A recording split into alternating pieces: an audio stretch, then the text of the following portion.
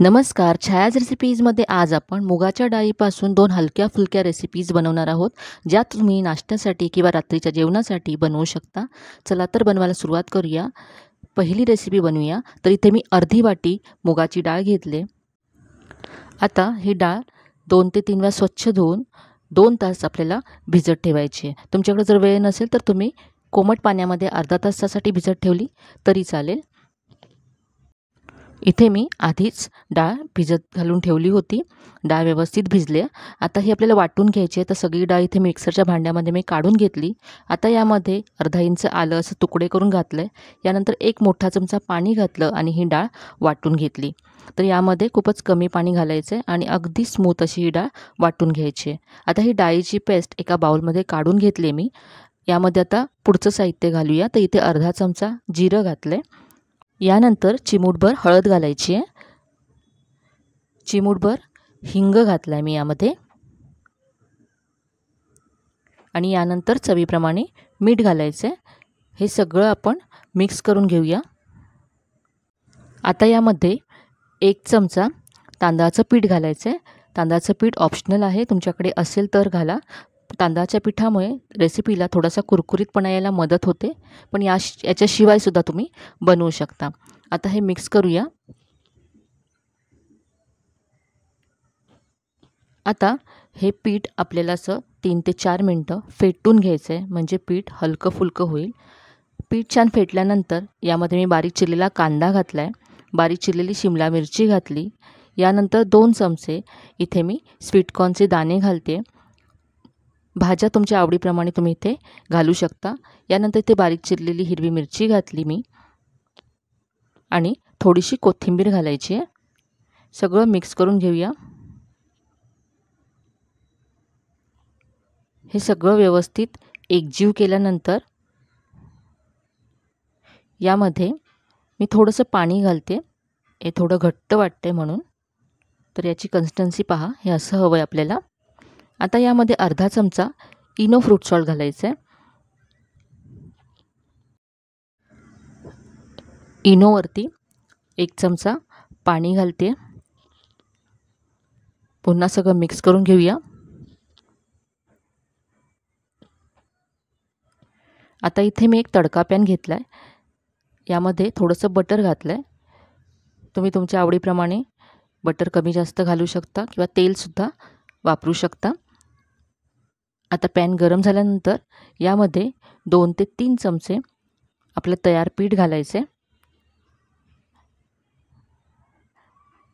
थोडंसं जाडसर बनवायचं आहे.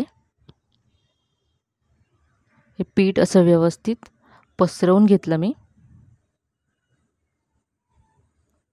वरून मी लाल तिखट घालते, दिसायला छान दिसावं म्हणून, आणि थोडीशी कोथिंबीर घातली. याबरोबरच इथे मी लाल मिरची अशी उभी चिरून घातले. आता यावरती झाकण ठेवूया. 2 ते 3 मिनटं हे भाजून घेऊया. साधारण 3 मिनटं झालेत. पाहूया. तर हे मस्त भाजलं गेलं आहे. रंगसुद्धा खूप मस्त आला आहे. आता हे व्यवस्थित आतपर्यंत भाजलं जावं म्हणून अशा याला चिरा द्यायच्यात. आरपार हे चिरायचं नाही आहे, फक्त वरून अशा चिरा द्यायच्या आहेत. आणि इथे मध्ये सेंटरला थोडंसं बटर घातलं आहे आणि पुन्हा हे झाकून भाजून घ्यायचं आहे. तर असं हे दोन्ही बाजूने मस्त रंग येईपर्यंत आणि खरपूस होईपर्यंत भाजून घ्यायचं आहे. मुगाच्या डाळीपासून अगदी हलकी फुलकी अशी रेसिपी तुम्ही रात्रीच्या जेवणासाठी सुद्धा बनवू शकता. तर गरमीमध्ये चपाती भाजी खायचा बनवायचा कंटाळा येतो, तर तुम्ही अशी रेसिपी झटपट तयार करू शकता. दोन्ही बाजूने मस्त भाजून घेतलं मी आणि आता काढून घेऊया.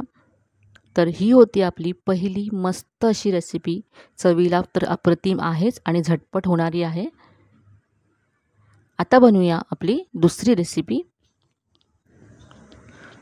तर यासाठी इथे मी 1 कप मुगाची डाळ 1 तासासाठी भिजत ठेवली होती. आधी मी डाळ 2 ते 3 वेळा स्वच्छ धुवून घेतली. यानंतर पाणी घालून भिजत ठेवली. तर पहा, छान सॉफ्ट झाले डाळ. या कपाने मी 1 कप डाळ मोजून घेतली. तुम्ही वाटीने डाळ मोजून घेतली तरी चालेल. आता ही मिक्सरच्या भांड्यामध्ये काढून घ्यायचे. पाणी अजिबात घ्यायचं नाही आहे. सगळं पाणी निथळून डाळ मी मिक्सरच्या भांड्यामध्ये काढून घेतले आणि मी 2 बॅचेसमध्ये आता वाटणार आहे. तर कमीत कमी पाणी घालून ही डाळ वाटून घ्यायची. तर इथे मी डाळ सगळी वाटून घेतली, अगदी स्मूथ करून घेतले आणि ही वाटताना मला पाव कप पाणी लागलं आहे. आता यामध्ये त्याच कपाने 1/3 कप इतका रवा घालायचा आहे. जो उपम्यासाठी आपण रवा वापरतो तोच घातला आहे. यानंतर पाव कप यामध्ये दही घालायचं आहे. हे आता सगळं आपण मिक्स करून घेऊया. छान एकजीव करून घ्यायचं. सगळ्या गुठळ्या याच्यातल्या काढून घ्यायच्या. यानंतर इथे मी 2 मोठे चमचे इतकं पाणी घालते. तर या दह्याच्या कपामध्येच मी पाणी घेतलं आहे.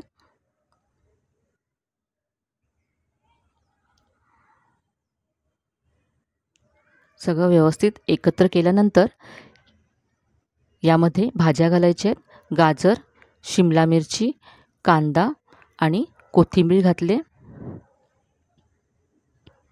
सगळ्या भाज्यासुद्धा आपण मिक्स करून घेऊया.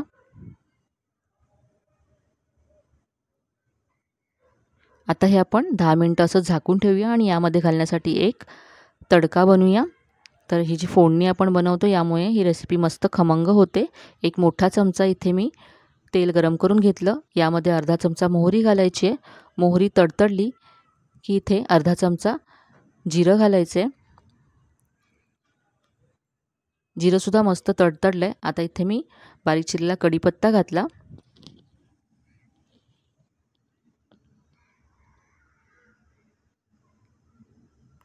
ही फोडणी आपण या पिठावरती घालूया. 10 मिनटानंतर ही फोडणी यामध्ये मी घातली. सगळं एकजीव करून घेतलं. आता याची आपण इडली बनवणार आहोत. तर इथे मी इडलीचं भांडं ग्रीस करून घेतलं आहे. आता या पिठामध्ये चवीप्रमाणे मीठ घालायचं आहे आणि यानंतर अर्धा चमचा इनो फ्रूट सॉल्ट घालायचं आहे. इनोवरती थोडंसं पाणी घालूया आणि सगळं मिक्स करून घ्यायचं आहे. आता इथे इडलीच्या भांड्यामध्ये आपण पीठ घालूया. आता हे आपण वाफवून घेऊया.